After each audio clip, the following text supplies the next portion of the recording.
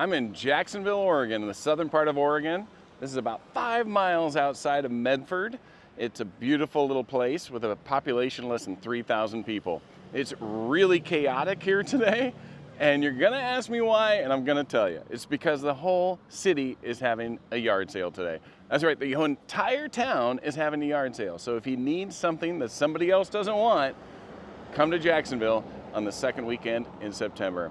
Right behind me, you'll see the wine trolley that goes throughout the area and takes people to all the wineries around here. We're gonna head on over to Hummingbird Estate Winery and see what they're pouring for us today.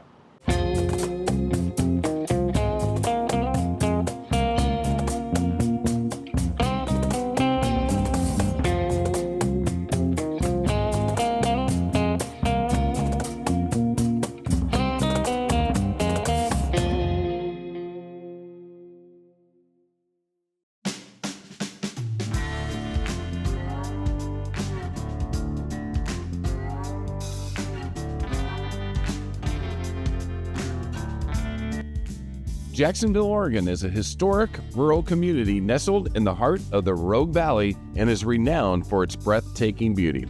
This region was immortalized in the movie The River Wild and boasts a unique blend of natural wonders and rich cultural heritage. Home to the world-famous Rogue River, known for its whitewater thrills and serene stretches, the valley whispers tales of legendary creatures.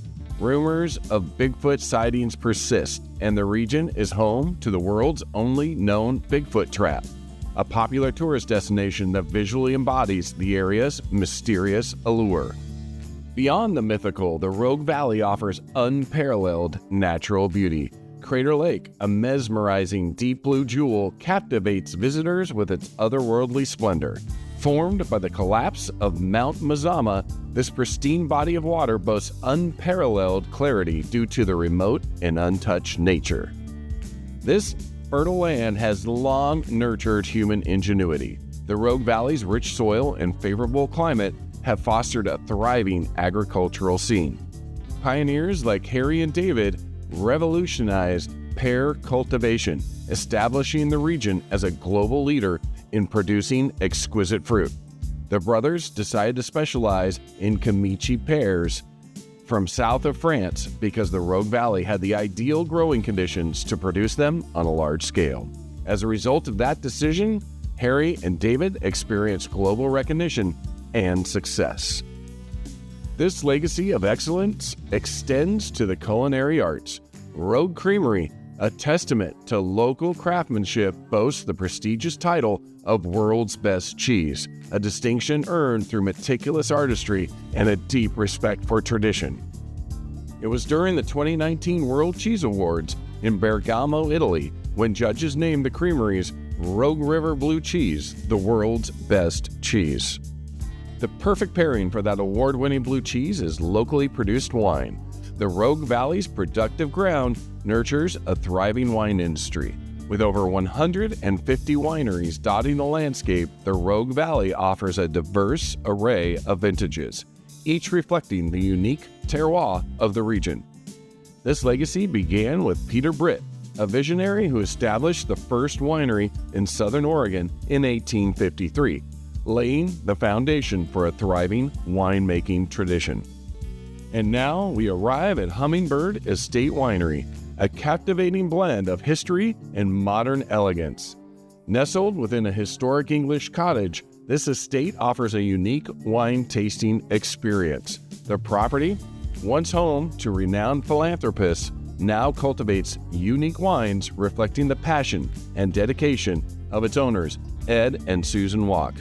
Hummingbird Estate Winery and its surrounding Rogue Valley is a region where natural beauty, rich history, and a spirit of innovation converge.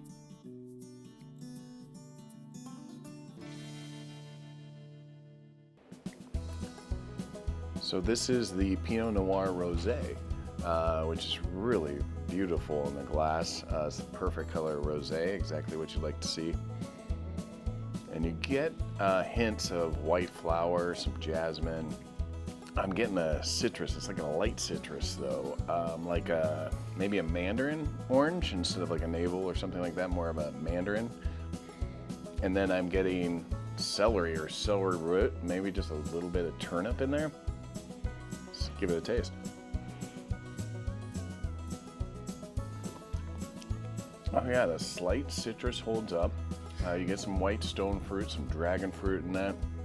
It's a really delicious rosé. So I'm on the grounds here at Hummingbird Estate Winery. Specifically, I'm on the pickleball court. This is a sprawling venue. You can see behind me the mountains and the Rogue River Valley.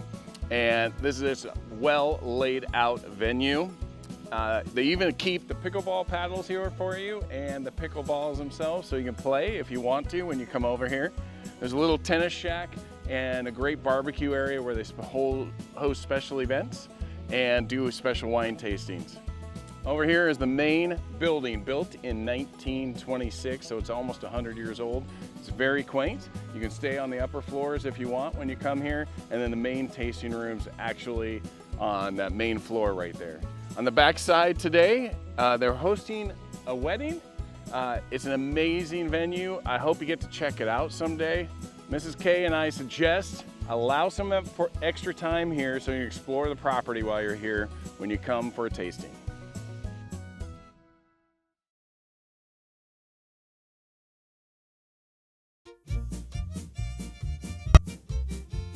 So I'm sitting out here enjoying the Malbec here, 100% estate Malbec here at Hummingbird Estate Winery. Right off the bat, this wine here is pretty big. It's got a lot of red fruit, comes out with a little bit of black fruit as well. Yeah, I get that blackberry, raspberry, but then you get that kind of like a dark dirt kind of smell, like a not quite potting soil, but more like a maybe it's an influence from the Rogue River here. We're just up in the Rogue River Valley. Maybe there's that just kind of dark dirt with a little bit of like fern almost in that. Let's give it a go.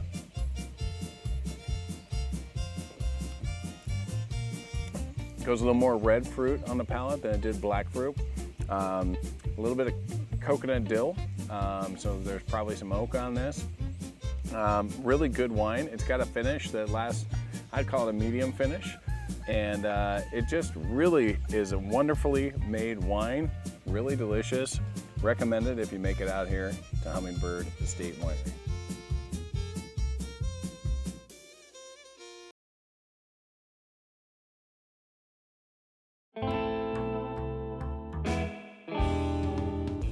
The Arizona people are taking their wine glasses everywhere. So in Arizona, you can buy in southern Arizona 1 glass, and if you take it to different wineries in southern Arizona, they'll actually give you a free tasting if you bring in the glass.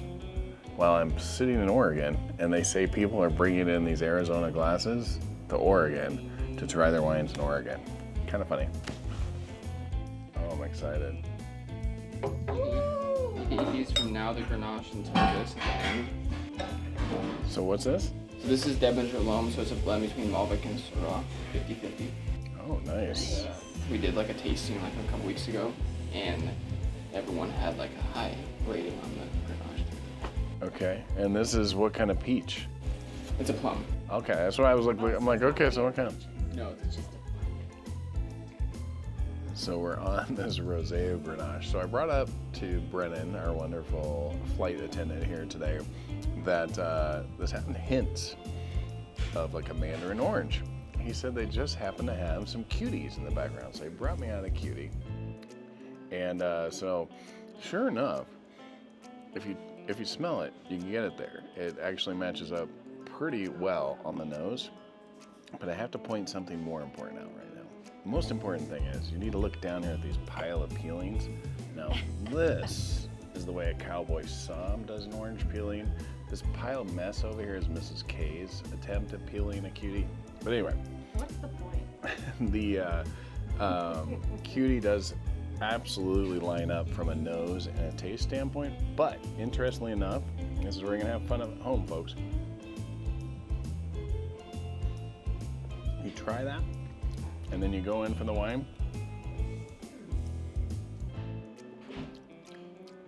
And now the wine comes off a little more watery. It's like the orange negated the orange. I don't know how else to explain it. So you get a lot more of that celery root, that almost turnipy taste after you do that. So from the nose perspective, absolutely right on from cutie, and from the taste perspective, pre-cutie. From a pairing perspective, not good.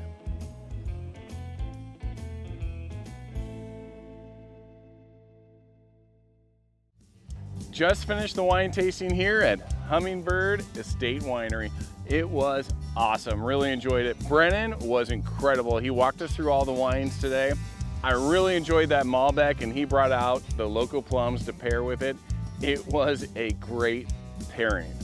Mrs. K and I both really liked the Grenache, and again, Mr. Brennan, he was so good. He brought out a little cutie for us to compare the nose of the cutie with the wine. I hope you get here someday. If you do, make sure you tell them that Cowboy Somm sent you in. I'm gonna say so long for now, and I hope I get to see you somewhere on the wine trail.